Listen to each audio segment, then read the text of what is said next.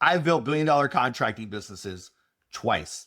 And that just means that I've worked with some really great and amazing salespeople, some awesome sales leaders. We built some great sales culture, sales systems. And today I work with contractors all over the country, helping them fix their sales issues. And I want to walk you through today the big three things that I see most contractors get wrong that's holding them back from really building incredible sales teams. And if you can't build a great sales team, if you can't bring A players in to sell your products and services for you, you will not be able to grow your company.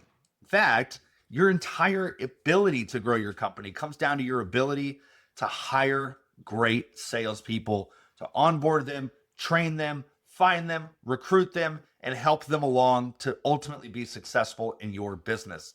And there's these three things that keep popping up over and over again as I work with contractors that I want to share with you today so that you can tweak and make changes in your business to ultimately help you build a better sales team. So with that said, let's dive right in. Number one is going to be a lack of vision. Most contractors don't know what their goal is this month, this year, next year, their 5-year goal. And for an A player that's coming in and looking at you, they want to know that you have a plan, that you are a real business, that you can take care of them. You can make your payroll. You can fulfill the promises that they're making to their customers, that you can allow them to grow and develop in their careers, that they can actually learn something from you and get better. And if you don't have any vision to share with them, not only just a general lack, but even just a lack of specifics. Hey, we're this kind of company today. We want to be this kind of company in 3 months. Here's what we're doing. Here's our 6-month plan. If you can't share any of that's a sign to every A player in your market that you are not tight and you're an amateur and you're running a rookie business. And they just flat out don't want to work for rookie business owners. They're going to get paid everywhere, but they want to know that they're going to learn something and develop and get better through you. Pay is going to happen one way or the other. These guys are good at selling. They are not hyper worried about it. They want to make sure that you can help them actually get better in their life and their career. And I'll give you 2 big examples of how this played out in my career. My very first job that I got in home improvement was over 15 years ago. And it was at a mortgage company that was trying to sell solar to their mortgage clients. And this was not a big company. They didn't pay us super well. But I went in for the interview because this place was voted the best place to work in Sacramento. And I sat down, and the owner had incredible vision of where he wanted to take the company, what he wanted to do, the kind of people he was looking for, the culture that he was looking to build, how he felt about his customers. He had real dialed in plans that were visible. We could all see them. We all knew what the goal was and what the actions were that needed to happen. Turns out he later made enough money to be in the Forbes 400 list as one of the richest people in the United States, and today is a billionaire. I worked for him and learned so much in that experience because he had incredible vision that he could share with all of us. And when I look back at all the people I was surrounded with, the people that I was selling across the aisleway with, my managers, my coworkers, they all went on to do some incredible things. We had crazy talent in that room because he had an amazing vision that recruited A players in. And if you couldn't see that vision, if you couldn't get behind it, you didn't work there. And that was okay. It means that we had a whole room full of A players. And again, it all started with his vision. The second example I have, I had left a company, it was like on a Thursday or Friday. And by Tuesday morning, I had 15 job offers and people that were like, hey, you need to come work with me. And of course, I talked to all 15, and like 12 of the 15 had zero goals. They had nothing actually that they wanted to do. I'd ask them, what's the goal for this month? What are we doing in 3 months? What do you guys want to do this year? And they couldn't articulate it. They didn't know. It was like, we just want to be a good contractor. We just want to grow the right ways. It was very abstract answers, and all 12 had the same answers. The other 3, hyper dialed in, vision of what they wanted to do, goals lined out. They actually had a real plan that I could see on paper. All right, we're at 2 million this month. We want to be at 10 million by here. Our goal next year is to be at 20 million. Here's how we're going to do this, like a real finite plan. I hired on with one of them and we grew tremendously. In fact, today It is even one of the largest solar roofing and HVAC companies in the United States. And so it started with a vision of what they wanted to do that they could share with me. I could then share it with other A players. We could really build and rally around that. And so for every contractor that I talk to, when they say, Steve, we can't find good people, I can't hire A players, I need to hire better leadership, my very first question to you is always going to be, what are your goals? What's your vision?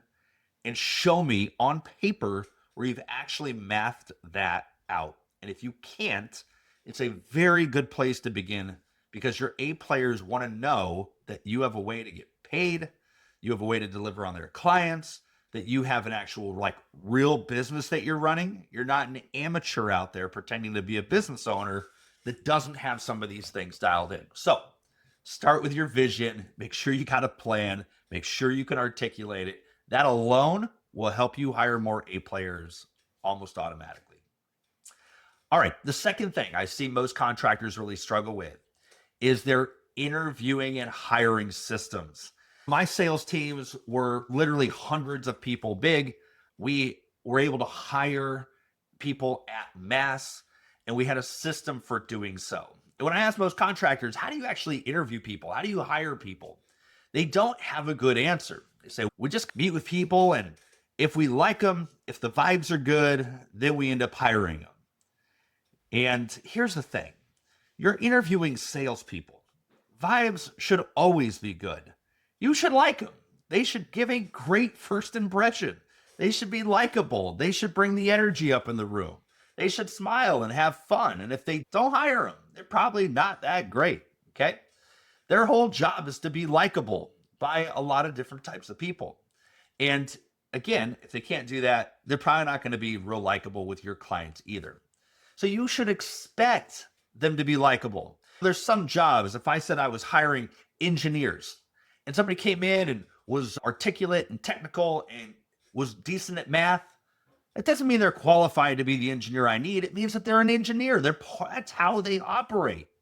There's just certain professions that you expect people to have certain skill sets. If I was hiring a kindergarten teacher, I would expect them to be patient and be good with kids. If they're not patient and good with kids, they can't be a good kindergarten teacher. And so you should expect that your salespeople have good vibes. You should expect that you're going to like them. But it doesn't mean that they have the qualities that make a really great salesperson.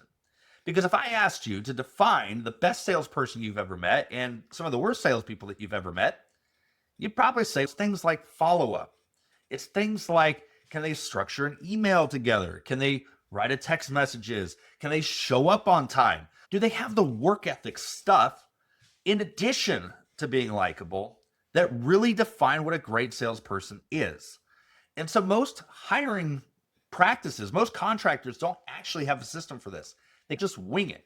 They're like, they showed up and he smiled and he wasn't completely disheveled and he didn't smell like vodka. We're going to go ahead and make him an offer. And then they're frustrated when those people don't work out. And so I want you to sit down and really think about who it is that you are looking to hire. What kind of experiences do they need to have? What are the qualities that they need to have? I built two drastically different sales teams. One required an extremely experienced, tenured person. The other one, I wanted the exact opposite. I wanted somebody that didn't have any experience and we could teach them what they needed to learn. Figure out what it is for your business. Who is the right person for you? What is it specifically that you need them to do? And be really specific as you go through and break that out. And then why should they work with you? Come up with a really great system and answer for those questions. And then ultimately, how do you hire these people? How do you interview them and run them through the gamut to make sure that they actually are good and do the things that they say that they're going to do? You can test all these things through the hiring process so that by the time they onboard, you already know that they're good at follow-up. You already know that they can write good emails. You already know that they can communicate well. You already know all the things. They can show up on time. And it needs to be part of your system for hiring people, not luck that you get by hiring 100 people, hoping they work out, investing all this time and energy and money into them just to find out that they suck and they actually can't do the things they say they're going to do. Get your hiring system on place and on point to identify the A players before you actually bring them in. And that brings me to the third mistake, and that is onboarding systems. You see, when somebody hires on with you, there's still a question in their mind. They may have interviewed with 15 different companies just like me, and there's still maybe a thought in their head or some of the companies calling them and making offers with them. And so when you hire somebody, you have to actually onboard them into your company, especially salespeople. They want to know that you have a system for getting them spun up quickly and making money. And if you don't, they're going to feel that right away.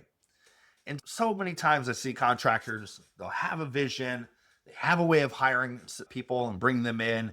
And it's cool. What happens on day 1 or day 2 or day 7? They don't know. They just wing it. And guess what? Great salespeople are going to say, feels like these guys don't onboard anybody. They've probably never hired somebody before. I'm the first guy they've ever hired in their business.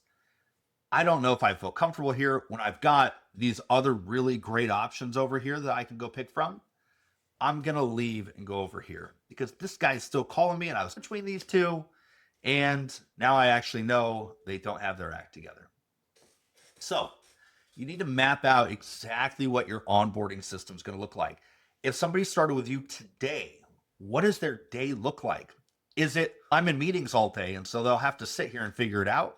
Not a great onboarding system, guys. They're going to figure that out. They're going to figure out that you don't know how to onboard somebody. Is it at 7 o'clock they're going to show up? We're going to go through these documents. We're going to do a Q&A. I'm going to meet with this guy. We're going to make sure that they have a complete lay of the land. Then on day 2, we're going to do this. On day 3, we're going to do this. Here's our homework that needs to happen. It's got to be structured and organized. And a consistent thing I see with contractors that don't have sales problems, they're really good at this.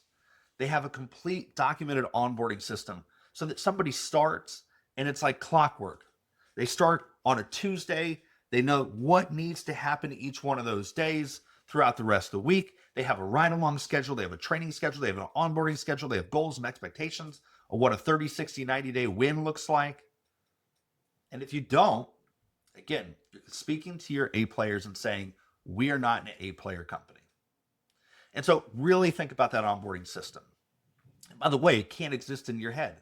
You got to get these things down and on paper and document them. There's something incredibly wonderful about somebody showing up for their first day and you pull out the plan and say, here we go. Here's what we're going to be doing this week. Here's what I want you to focus on. Here's where the resources where these things exist. You look pro. You look like somebody that's actually done this before instead of, again, trying to wing it and figure it out all the time. So, again, fix those things, okay? Get your vision right. Get your hiring, your interview processes right. And then when you actually hire somebody good, make sure you can onboard them. Make sure that they've got some skin in the game in that onboarding process. They have some things that they can go learn. You do that enough times, you're going to be successful. And at the end of the day, we all hire bad people. It's not like there's any system that's guaranteed to make it to where people show up day 1 at their job the same way that they interviewed at their job. But casino stacks the odds in its favor, and it just knows that if it plays the game long enough and enough times, ultimately it's going to win because all the deck is stacked against in their favor. You can do the same thing. Say, you know what? If I hire 10 people and they've gone through, we've onboarded them the right way, they've shared the vision, we've got the right interview questions, I feel pretty good that we're going to keep 7 of them. Whatever that number is, every company is unique, but at least you've stacked the odds in your favor. Anyways, fix those things, build your company, hire some really great people, and I promise you, it'll change the way that you live. Until next time, I'll catch y'all later.